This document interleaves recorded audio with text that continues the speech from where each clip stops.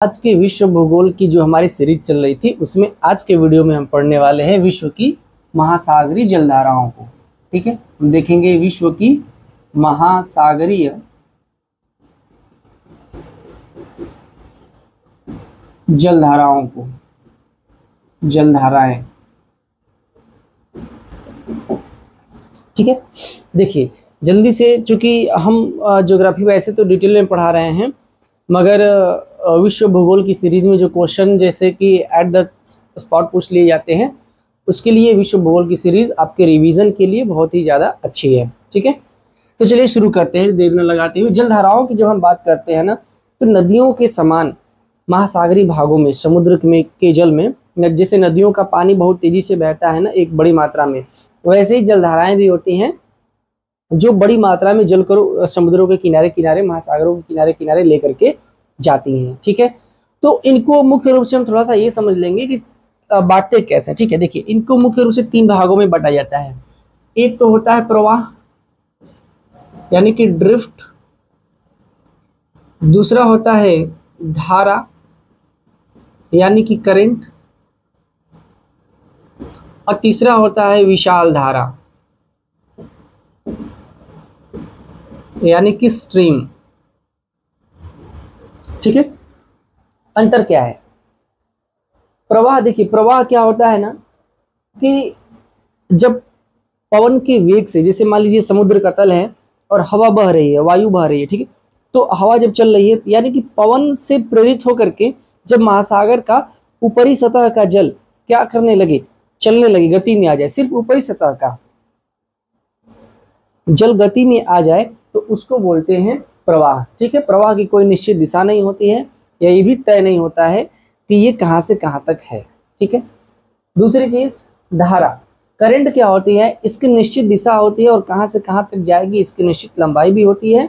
ये प्रवाह से थोड़ा मजबूत होती है। ठीक है, ध्यान दीजिए, प्रवाह में धारा और दिशा नहीं होती, वो किधर भी, जिधर हवा बहेगा वो उधर प्रवाह हो सकता है। ठीक है, जिधर हवा बहेगा उधर प्रवाह हो सकता है, लेकिन धारा की दिशा क्या होती है, निश्चित होती है। ठीक है, लेकिन बड़े पैमाने पर नहीं होता। लेकिन जो विशाल धारा होती है, स्ट्रीम होता है ना, स्ट्रीम की एक निश्चित दिशा होती है, और जो विशाल धाराएं होती हैं, स्ट्रीम होती हैं, ये इनका जल, इनकी विशेषता क्या है कि इनका जल नदियों के जल के समान बहुत तेजी से जाता है। ठीक है, इनका जल नदियों के जल के समान तेजी से और काफी मात्रा में आगे बढ़ता है। ठीक है, जैसे कि गल्फ स्ट्रीम की बात करते हैं ना, गल्फ स्ट्रीम क्या है, नदियों के जल के समान उसका वेग बहुत तेजी से जाता है। ठीक है, तो आइए इन सब बातों पर हम चर्चा करेंगे आगे। शॉर्टकट में हम आपको ये बता देते हैं कि जलधाराएं, ठीक है, होती तो 3 प्रकार की हैं। अब इनकी उत्पत्ति के कारण समझ लीजिए, कारण उत्पन्न क्यों होती हैं। तो महासागरीय घनत्व कारण हो सकता है, लवणता कारण हो सकती है, ठीक है, तापमान कारण हो सकता है, ठीक है, पृथ्वी का घूर्णन कारण हो सकता है, घूर्णन की वजह से भी जलधाराएं उत्पन्न हो जाती हैं। घनत्व तो जैसे मान लीजिए कि यहाँ का घनत्व ज्यादा हो गया, इधर का घनत्व कम है, तो इधर से इधर की तरफ धाराएं बहेंगी। ठीक है, लवणता इधर ज्यादा होगी, इधर कम है, तो यहाँ से इधर की तरफ धाराएं चलेंगी। पृथ्वी के घूर्णन की वजह से कभी कभी प्रवाह उत्पन्न हो जाते हैं, जलधाराएं जो है चलने लगती हैं। ठीक है, तो ये सब सारे कारण हैं, मैंने इसको फिजिकल ज्योग्राफी में पढ़ा रखा है बहुत अच्छे तरीके से, कारण प्रभाव। ठीक है, जलधाराएं जो है ना, स्थलाकृतियों की आकृति विकृत होने के कारण भी प्रभावित होती हैं। ठीक है, वो मैं आगे डिस्कस करूंगा कि स्थलाकृतियों की आकृति जब चेंज होती है तो जलधाराएं भी क्या हो जाती हैं, प्रभावित हो जाती है। ठीक है, तो मेनली इस वीडियो में हमें क्या करना है कि हालांकि मैंने समुद्र विज्ञान वाले में भी अटलांटिक महासागर, प्रशांत महासागर और हिंद महासागर की जलधाराओं को बड़े अच्छे तरीके से बताया है। इस वीडियो में हमें बस ये जानना है कि जलधाराएं कौन कौन सी महासागर में कौन कौन सी हैं, और वो गर्म है कि ठंडे है। ठीक है, जलधाराएं 2 होती हैं, एक गर्म जलधारा और एक ठंडी जलधारा। तो हम ये देखेंगे जो क्वेश्चन एग्जाम में पूछ लिए जाते हैं। ठीक है, तो शॉर्टकट में रिवाइज करने के लिए टाइम न लगाते हुए एक विषुवत रेखा हम लोग यहाँ से बना लेते हैं। ठीक है, ये बना लेते हैं विषुवत रेखा, जो लगभग यहाँ से होकर के गुजरती है। सबसे पहले हम बात करेंगे अटलांटिक महासागर की। ये इसके आकार का है आंध्र महासागर, या इसको अटलांटिक महासागर का नाम भी दिया जाता है। ठीक है, देखिए एक जलधारा ना यहाँ से कुछ इस तरीके से चलती है, ठीक है, इस तरीके से चलती है। तो इस जलधारा को कहते हैं उत्तर अटलांटिक। आप नोट करते हुए चलिएगा, ठीक है, हो सकता है कि थोड़ा छोटा ये दिखे। विषुवतीय जलधारा, विषुवतीय धारा, ठीक है, उत्तर अटलांटिक विषुवतीय धारा जो कि भूमध्य रेखा के उत्तर में चलती है। ये इलाका ईस्ट का है और ये वाला इलाका वेस्ट का है, ठीक है। तो ये ईस्ट से वेस्ट की तरफ आती है। यह एक गर्म जलधारा है। ध्यान दीजिएगा, वे सभी जलधाराएं जो विषुवत रेखा के पास में होंगी, वे सभी की सभी जलधाराएं क्या होंगी? गर्म जलधारा होगी, ठीक है। जो विषुवत रेखा से ऊपर जाएगी या जो विषुवत रेखा से नीचे की तरफ आएगी वह गर्म जलधारा होगी। और जो ध्रुवों से या तो ऊपर से नीचे आ रही हो या तो नीचे से ऊपर जा रही हो, जो ध्रुवों से आएगी वो ठंडी होगी, जो विषुवत रेखा से ध्रुवों की ओर जाएगी वह गर्म जलधारा होगी। ये बात याद रखिएगा, क्योंकि ध्रुवों पर महासागरों का पानी ठंडा होता है, तो ध्रुवों से जब चलेगा ना तो वो ठंडी होगी, और विषुवत रेखा पर पानी गर्म होता है तो विषुवत रेखा से जब दोनों तरफ जाएगा तो वह गर्म जलधारा होगा, ठीक है। तो पहले जलधारा हम लोगों ने पढ़ा उत्तर अटलांटिक विषुवतीय धारा, ठीक है। तो यह जलधारा अफ्रीका के पश्चिमी तट से शुरू होती है और दक्षिणी अमेरिका के पूर्वी तट तक आती है। यह जलधारा जब यहाँ पर आती है ना तो दो भागों में बढ़ जाती है, ठीक है। एक तो इधर चली आती है, ठीक है, ये फ्लोरिडा है, हेटरस अंतरिक्ष। तो एक तो इधर चली आती है, इसको फ्लोरिडा की धारा कहते हैं, फ्लोरिडा धारा, ठीक। और एक जलधारा यहाँ से सारगैसो सागर के बगल से होते हुए इधर आती है, इसको बोलते हैं एंटेलीज, ठीक है। तो फ्लोरिडा और एंटेलीज दो धाराएं हो गई, ये वापस आकर के यहाँ पर मिल जाती है। ये फ्लोरिडा है, यहाँ पर मिल जाती है, ठीक है। ये फ्लोरिडा की जलधारा सीधे आ जाती है कैरेबियन सागर में, और एंटेलीज बगल से चला जाता है द्वीपों से होते हुए। यहाँ पर सारगैसो सागर है, सारगैसो सागर के इस बगल से जाता है, ठीक है। सारगैसो सागर के पश्चिम से होता हुआ एंटेलीज जाता है, ध्यान दीजिएगा, ठीक है। अब यह जलधारा जब यहाँ से यहाँ पर जब पहुँचती है तो यहाँ से एक और जलधारा उत्पन्न होती है, जिसको जो है कि हेटरस अंतरिक्ष से ये शुरू होती है, ठीक है। इसको बोलते हैं गल्फ स्ट्रीम, और यह कनाडा के न्यू फाउंडलैंड तक जाती है। इसका नाम है गल्फ स्ट्रीम, ठीक है। अब तक हम जितनी भी धाराएं पढ़ रहे हैं हम लोग, यह गर्म जलधाराएं हैं। उत्तर विषुवतीय जलधारा जब यहाँ से आगे बढ़ती है तो दो भागों में बढ़ जाती है, एक एंटेलीज और दूसरा फ्लोरिडा की जलधारा, ठीक है। यह फ्लोरिडा की जलधारा युकाटन चैनल से होते हुए जाती है और यहाँ जाकर के हेटरस अंतरिक्ष के पास यहाँ से गल्फ स्ट्रीम की धारा शुरू होती है। यहाँ से नदियों का बहुत, जैसे नदी का जैसे पानी प्रवाह होता है उसी तरीके से नदी के जल की तरह ही यह धारा बनती है और हेटरस अंतरिक्ष से शुरू होकर के न्यू फाउंडलैंड तक जाती है, ठीक है। ध्यान दीजिएगा, इसके आंकड़े भी मैं बताऊंगा अभी। यहाँ से यह है बैफिन की खाड़ी, और इस खाड़ी से डेविस जल संधि होते हुए एक और जलधारा आती है जिसको बोलते हैं लेब्राडोर की जलधारा, इसको बोलते हैं लेब्राडोर, ठीक ना। जब लेब्राडोर जलधारा आती है ना, लेब्राडोर क्या है? ठंडी है। देखिए ठंडी वालों के नीचे मैं डबल अंडरलाइन कर दूंगा, ठीक है। ध्यान दीजिए, ठंडी जलधाराओं के नीचे मैं डबल अंडरलाइन कर दूंगा, ठीक है। तो गल्फ स्ट्रीम एक गर्म जलधारा है। जब ऊपर से लेब्राडोर ठंडी जलधारा आती है तो न्यू फाउंडलैंड के पास ये दोनों जलधाराएं क्या होती हैं? मिल जाती हैं। जब गर्म और ठंडी जलधाराएं मिलती हैं तो यहाँ से कोहरा उत्पन्न हो जाता है, ठीक है। यहाँ से कोहरा उत्पन्न होता है, धुंध, यहाँ पर बहुत ज्यादा धुंध हो जाता है और जहाजों को क्षति पहुंचती है, जहाजें टकराने लगती हैं, लड़ जाती हैं या ट्रेवल नहीं कर पाती हैं। इसके अलावा यह जगह मछलियों के लिए उपयुक्त हो जाती है क्योंकि गर्म और ठंडी जलधाराएं मिलती हैं तो प्लैंकटन बहुत बढ़िया बनता है, और इसी के कारण यहाँ पर कई प्रकार के जैसे जॉर्ज बैंक वगैरह हो बैंक बनते हैं, मछलियों के चबूतरे बनते हैं, मछलियाँ अपने भोजन को प्राप्त करने के लिए यहाँ पर आती है। ध्यान दीजिएगा, जहाँ पर भी गर्म और ठंडी जलधाराएं मिलती हैं वह क्षेत्र मछलियों के भोजन के लिए उपयुक्त होता है और वहाँ पर मछलियाँ बहुत ज्यादा पाई जाती हैं, ठीक है। चलिए, जब यह जलधारा गल्फ स्ट्रीम आगे बढ़ती है ना, जब यहाँ से यह आगे बढ़ती है तो कुछ इस तरीके से बढ़ती है, ठीक है। एक जलधारा इधर निकल जाती है जिसको उत्तर अटलांटिक प्रवाह कहते हैं। ध्यान दीजिएगा, इसको कहते हैं उत्तर अटलांटिक प्रवाह, इसको कहते हैं उत्तर अटलांटिक प्रवाह, ठीक है। और ये जलधारा इधर रहती है, इसको बोलते हैं उत्तर पश्चिम प्रवाह, उत्तर पश्चिम अटलांटिक प्रवाह, ठीक है, या पश्चिमी प्रवाह भी इसको हम, क्योंकि पश्चिम से होकर के पूरब आ रही है तो पश्चिम प्रवाह भी कहते हैं। ये दोनों जलधाराएं ही गर्म जलधारा है, ध्यान दीजिएगा, क्योंकि ये गल्फ स्ट्रीम का ही भाग है। क्योंकि गल्फ स्ट्रीम ताकतवर होती है, ठीक है, ये आगे तक बढ़ जाती है। ये तो यूरोप है ना, ये वाला इलाका यूरोप है, ये हो गया आपका ग्रेट ब्रिटेन, ठीक है, ब्रिटेन हो गया, वो ग्रेट ब्रिटेन हो गया। तो ये किधर चली जाती है और यहाँ से जा करके यह ग्रीनलैंड जलधारा में मिल जाती है, ठीक है। तो यहाँ पर एक और जलधारा है जो कि ठंडी है, ग्रीनलैंड, ठीक है। ग्रीनलैंड जलधारा कहीं आपको देखने को नहीं मिलेगा, फिर भी आप जानते रहिए कि ग्रीनलैंड के पास बहने वाली जलधारा है ग्रीनलैंड धारा, और ग्रीनलैंड धारा भी गर्म है, ठीक है। ग्रीनलैंड धारा भी क्या है, गर्म है, ठीक ना, क्योंकि ये गल्फ स्ट्रीम का भाग है, गल्फ स्ट्रीम का भाग है। फिर इधर से इधर आती है उत्तर पश्चिमी प्रवाह। पश्चिमी प्रवाह जब यहाँ पर आती है ना, तो यहाँ पर उत्पन्न होती है बिस्के की खाड़ी में, यहाँ पर स्पेन है और यहाँ पर बिस्के की खाड़ी है, ठीक है।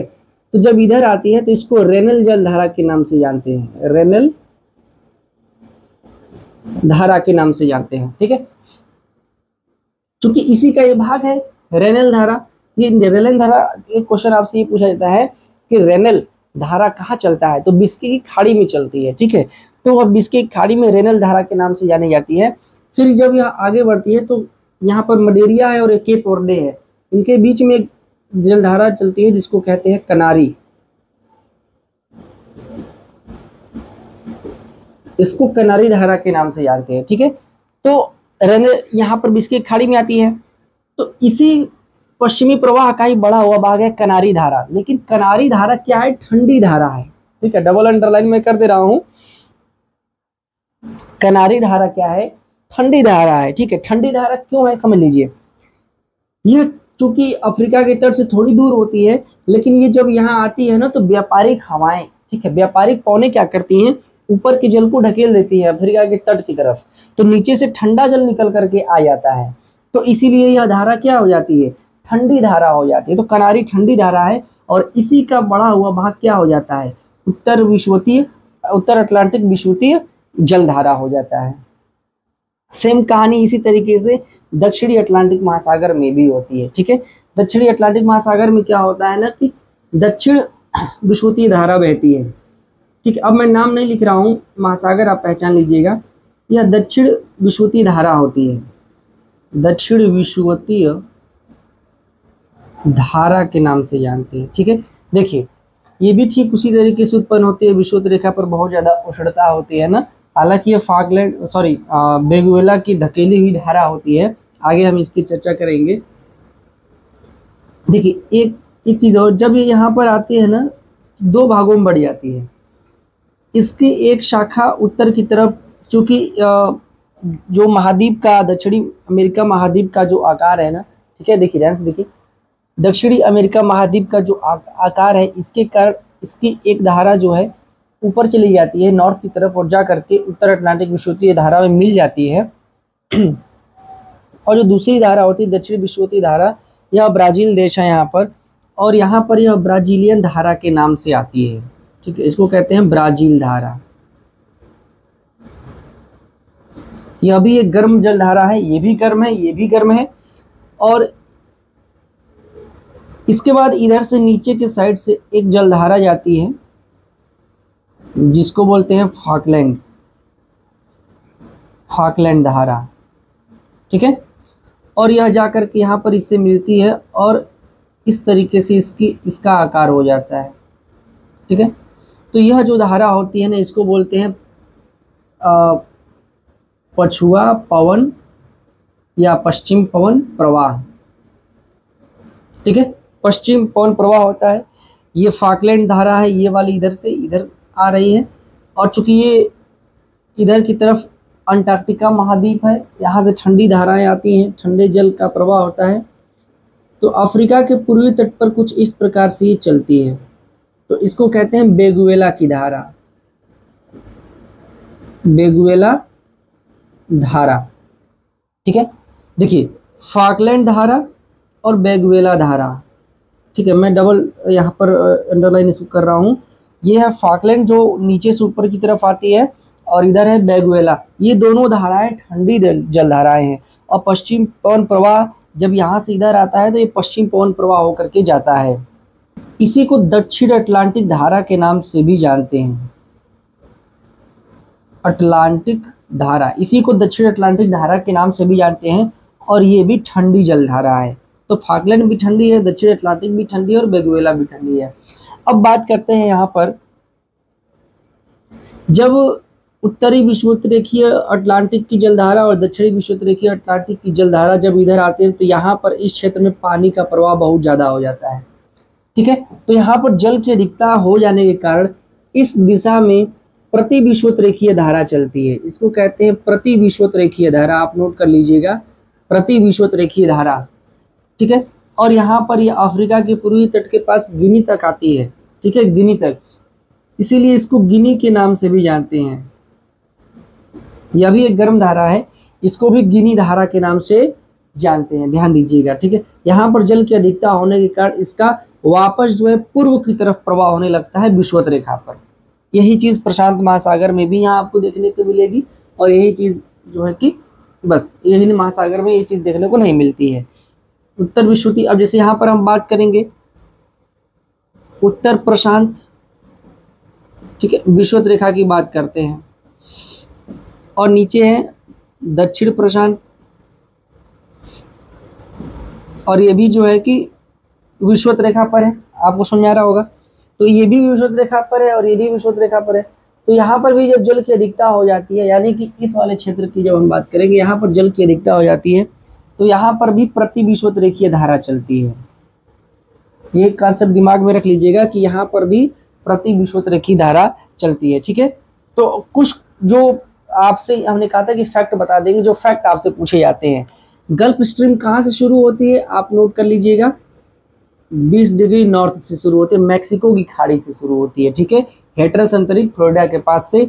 जब फ्लोरिडा और एंटिलीज दोनों जलधाराएं मिल जाती हैं तो गल्फ स्ट्रीम बन के ऊपर चलती है। कहाँ तक चलती है, 70 डिग्री तक, 70 डिग्री नॉर्थ तक चलती है, और जाती कहाँ तक है, यूरोप, पश्चिमी यूरोप के पूर्वी तट तक जाती है, यानी कि नॉर्थ यूरोप के पूर्वी तट तक ये जाती है, ठीक। ब्राजील कहाँ तक आती है, ध्यान दीजिएगा, 40 डिग्री साउथ तक आती है।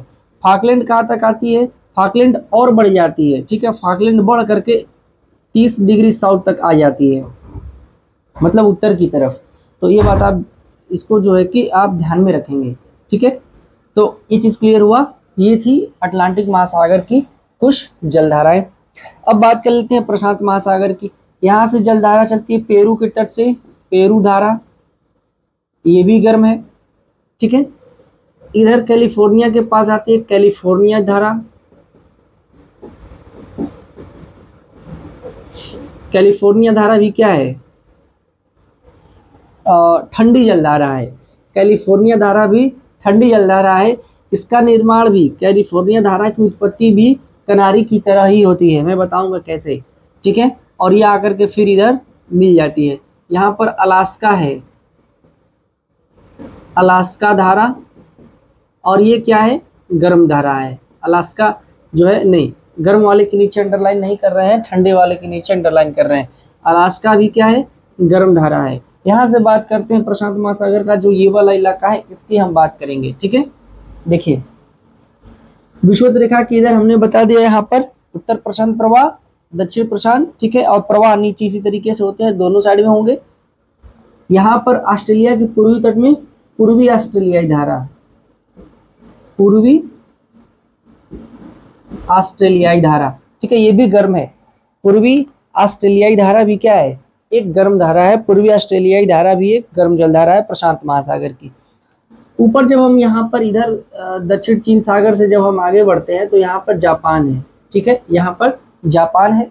ध्यान दीजिएगा, जिस तरीके से गल्फ स्ट्रीम चलती है उसी तरीके से यहाँ पर चीन के तट पर जापान होते हुए एक जलधारा चलती है जिसका नाम है क्यूरोशियो, क्यूरोशियो, ठीक है। क्यूरोशियो धारा चलती है, ये भी गर्म जल धारा है और बिल्कुल प्रशांत महासागर की तरह ही ये काम करती है। करती कैसे है, जब ये जापान के दाहिने साइड से निकलती है, यानी कि पूर्वी साइड से निकलती है, ठीक है, जापान के पूर्वी साइड से निकल करके इधर जा करके जो है कि यहाँ पर हम लिखते हैं इसको प्रवाह बनाती है। कौन सा प्रवाह होता है, ये भी पश्चिम प्रवाह होता है, जो कि कई भागों में जा करके बढ़ जाता है और इसी का जो बढ़ा हुआ भाग होता है वो अलास्का धारा होती है, ठीक है। ध्यान दीजिएगा, जापान सागर, ये है जापान सागर। जापान सागर से एक धारा आती है जिसको बोलते हैं सुशिमा, ठीक है, सुशिमा धारा, ठीक है। देखिए सॉरी, यह ऊपर से नहीं आती है, इसी का बढ़ा हुआ भाग है जो जापान सागर में, यानी कि क्यूरोशियो बढ़ करके जापान के पश्चिम तट पर चली जाती है, यानी कि जब ये बढ़ करके जापान सागर में चली जाती है तो सुशिमा के नाम से जानी जाती है। सुशिमा एक गर्म जलधारा है और जबकि ऊपर से एक धारा आती है आयोशियो, आयोशियो, ठीक है। आयोशियो एक ठंडी जलधारा है, इसी को क्यूराइल के नाम से भी जानते हैं, ठीक है। आयोशियो को क्यूराइल के नाम से भी जानते हैं, यह एक ठंडी जलधारा है, ठीक है। और जब यहाँ पर जाते हैं तो इसका एक चक्राकार रूप बन जाता है, तो वहां पर कहते हैं उसको कि वो जो है कि प्रति क्यूरोशियो है, ठीक है, प्रति क्यूरोशियो एक यहाँ पर चक्राकार बन जाता है, इसको प्रति क्यूरोशियो कहते हैं। वो नॉर्मल कंपटीशन में नहीं पूछता है, लेकिन प्रति क्यूरोशियो अगर आए तो आप समझ लीजिएगा कि वो इधर से आने वाली जलधारा जो वहां पर चक्राकार बनाता है ना। हम इसको मैंने बहुत अच्छे से पढ़ा रखा है।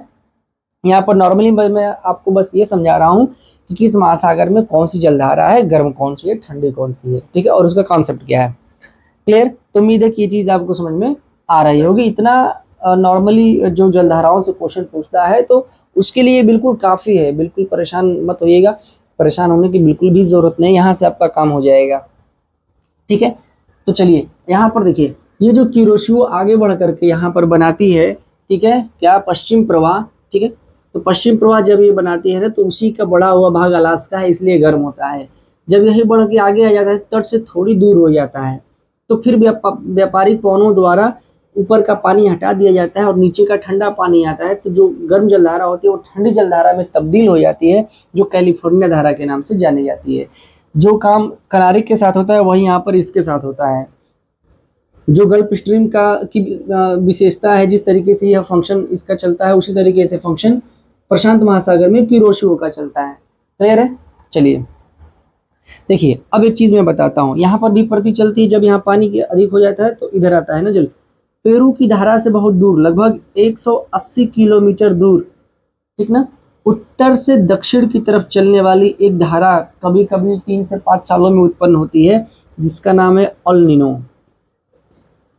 अल नीनो एक जलधारा है, लेकिन अब वर्तमान समय में, पहले तो जलधारा ही समझी जाती थी और है भी वास्तव में, लेकिन वर्तमान समय में अल नीनो को अब मौसमी परिघटना से देखा जाता है, यानी कि मौसम के बदलने के कारण इसकी उत्पत्ति अब समझी जाती है। तो ध्यान दीजिएगा, पेरू एक ठंडी धारा है, ठीक है, डबल अंडरलाइन कर दे रहा हूँ, पेरू एक ठंडी जलधारा है, लेकिन अल नीनो क्या है, अल नीनो गर्म जलधारा है, ठीक। और इसी की एक बहन है ला नीना, वो भी प्रशांत महासागर में है। ला नीना की बात होती है तो ला नीना क्या है, ठंडा है, ठीक है। अब ये इधर से आता है तो मैंने ध्रुवों से आ रही है पेरू, तो क्या होगी, ठंडी ठंडी होगी, ठीक है। अल नीनो क्या है, गर्म जलधारा हो जाती है। तो ये बात आप ध्यान में रखेंगे, या कभी कभी उत्पन्न होती है, हमेशा उत्पन्न नहीं होती है। तो प्रशांत महासागर की धाराएं होंगी। अब बात करते हैं हिंद महासागर की धाराओं की। यहाँ पर है मेडागास्कर, और मेडागास्कर की इधर मोजाम्बिक चैनल से आती है मोजाम्बिक धारा, मोजाम्बिक धारा, ठीक है। और एक धारा जो कि ये दक्षिण विश्वतीय धारा होती है, ठीक है, इसी का बढ़ा हुआ भाग होता है जो इधर से आता है। जब ये दोनों मिल जाता है तो इसको यहाँ पर अबुलहास के नाम से जानते हैं, ये भी गर्म है, अबुलहास धारा के नाम से जानते हैं। और ये धारा भी क्या है, गर्म जलधारा है, ठीक है। और इधर से जब ये जाता है तो फिर इधर एक धारा बनती है और इधर से होकर के जाती है, इसको बोलते हैं पश्चिम ऑस्ट्रेलियाई धारा,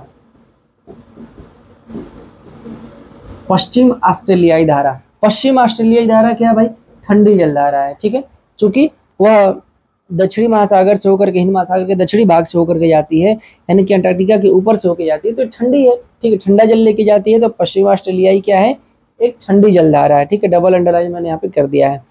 इसके बाद करेंगे एक और जलधारा कभी कभी उत्पन्न होकर इधर जाती है, जिसको बोलते हैं दक्षिण पश्चिम मानसून धारा। दक्षिण पश्चिम मानसून धारा जाती है, ठीक है, जिसकी उत्पत्ति मौसमी है, या कभी कभी उत्पन्न होती है, हमेशा उत्पन्न नहीं होती है, ठीक है। यहाँ पर एक धारा कभी कभी इधर जब जल की अधिकता हो जाती है ना, तो यहाँ से इधर की तरफ बढ़ती है, इसको कहते हैं लीवियन। बहुत जगह दिया होता है, बहुत जगह नहीं दिया होता है, बहुत ज़्यादा पूछता है नहीं ये, लेकिन आप ध्यान दीजिए, लीवियन धारा, ठीक है। लीवियन धारा भी क्या है, एक प्रकार की गर्म जल धारा है, जो अंडमान सागर में कभी कभी उत्पन्न हो जाती है, ठीक है। ये हमेशा भी नहीं चलती है, कभी कभी उत्पन्न हो जाती है। तो ये कुछ प्रमुख विश्व की जलधाराएं रही हैं, इनको आप अच्छे से समझ लीजिएगा। फिर भी जहाँ कंफ्यूजन हो, अगर कोई दिक्कत हो, समझ में नहीं आए, तो आप हमसे जुड़ करके हमसे आप डायरेक्टली पूछ सकते हैं।